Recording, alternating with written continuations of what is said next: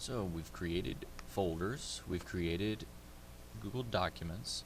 Now let's do a little bit more with the add-ons. I told you before in the last video that we were going to do a little more with that, and let's do so now. Let's see. So we're in our Google Docs. Let's actually go and get it. So I'm in my drive. Double click on my folder. Inside of that, we've created some other subfolders. We have an Algebra 2. We have homework and notes, and we put that last document we actually created inside of the notes folder. So I'm going to go into that, and that's the document along with all of the other stuff that would eventually be here. And day 1 notes. Open that up. It'll tell you at the top the last time it was edited, so that was 22 minutes ago now.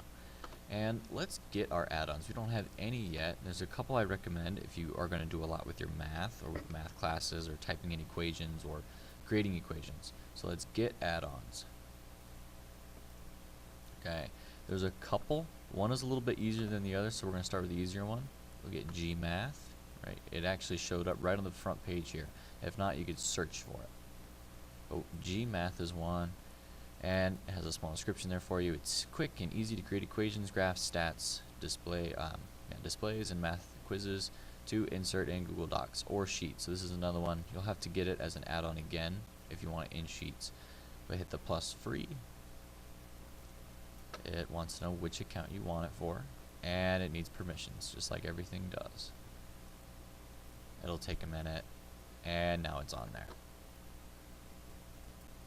And if I want to use that add-on, I go to my add-ons, and that's GMath right there, and it'll let me create a couple of different things here.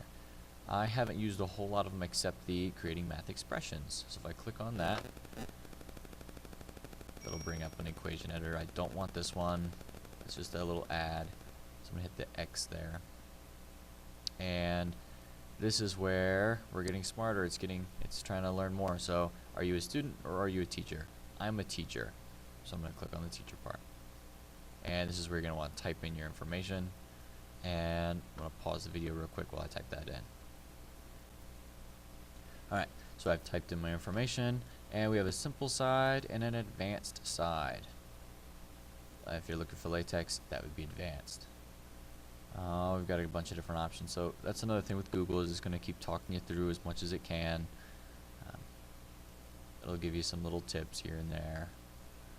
Alright, let's get through those. Got it. Alright, so there's a simple side, again an advanced side. The advanced side is where you have a Latex Editor, which is one of the, I think, a stronger way of typing equations. And there are some shortcuts in here. So if you want certain things, it'll show you how to type it in. If you want, let's use the greater than or equal to sign. If I just click on that, it puts it in there for me. And it'll populate up at the top.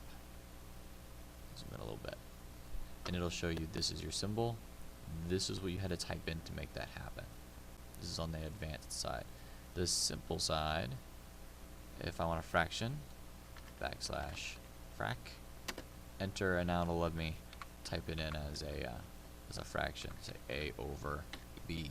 And then if I want to insert that in my document, I'm going to hit this arrow, insert math, instead of edit math. So insert, and it takes it a small period of time, and it's going to move that to wherever your cursor was. I had to move mine so it was in the front. So I'm going to click on that picture, and I can drag it down. I'll unzoom out a little bit here. I can also click on that, and I can make that picture bigger. Of course, at a certain point, it gets distorted. Another way of doing that is in advanced. If you're new to latex, this is kind of nice because as you're typing things in, it's going to show you what it looks like at the top. So if I have maybe x greater than or equal to, like it was just there, and then I'm going to type in a fraction. There's complicated ways sometimes to type in things, but it's kind of rewarding when you get to figure that out. So I'll put some spaces in here.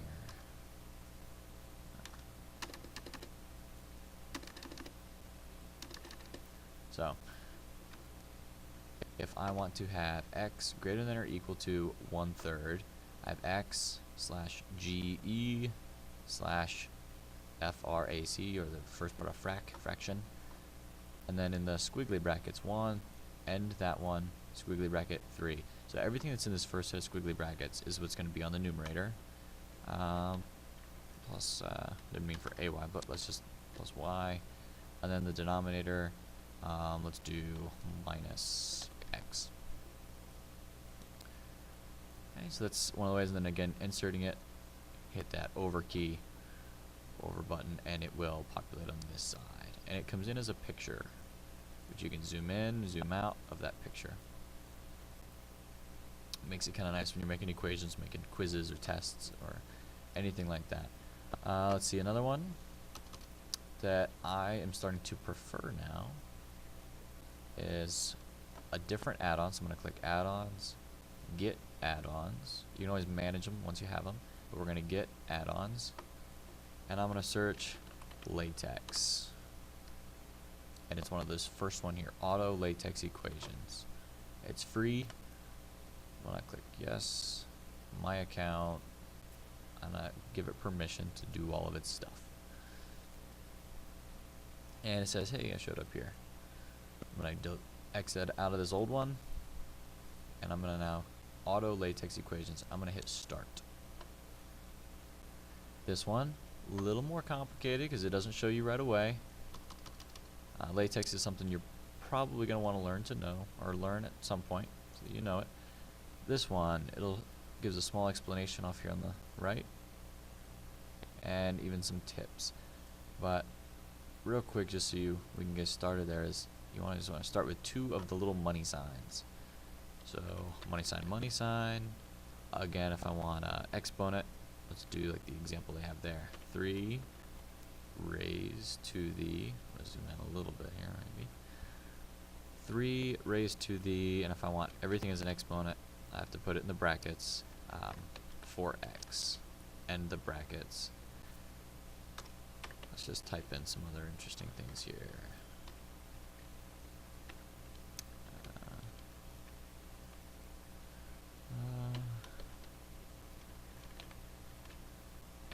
And I end with 2 money signs. That's how it knows that this is the equation I want to render. Zoom out a little bit again.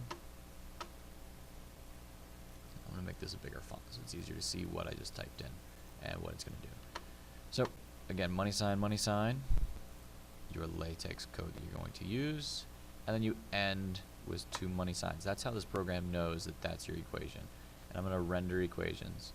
Before we do so, we can select the size. Automatic, inline, large font, small font. I've been doing automatic lately and it hasn't turned out too bad for me yet. And I'm going to render equations.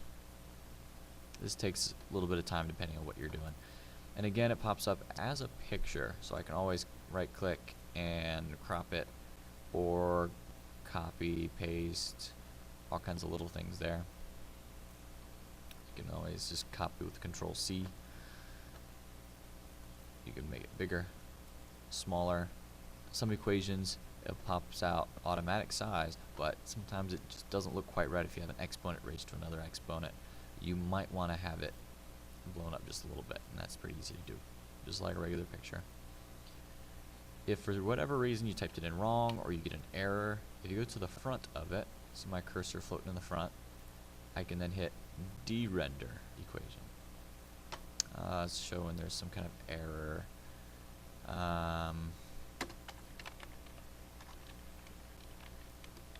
If I try and do a fraction but I don't actually finish it, that might give me an error. Yep. And if it's an error, it'll show up as just a little invalid equation. But then if I move my cursor again to the front, de-render, I'm able to finish it and correct it. Whenever I've not known how to do something in latex, I've just again gone to Google, started a new tab, and did a quick search for it and found what I needed. So that's using a little bit of these add-ons, and if you have any questions, please post some comments and I'll do what I can to add in some more. I'm still learning the latex part of it myself, but it is a great way to create some equations.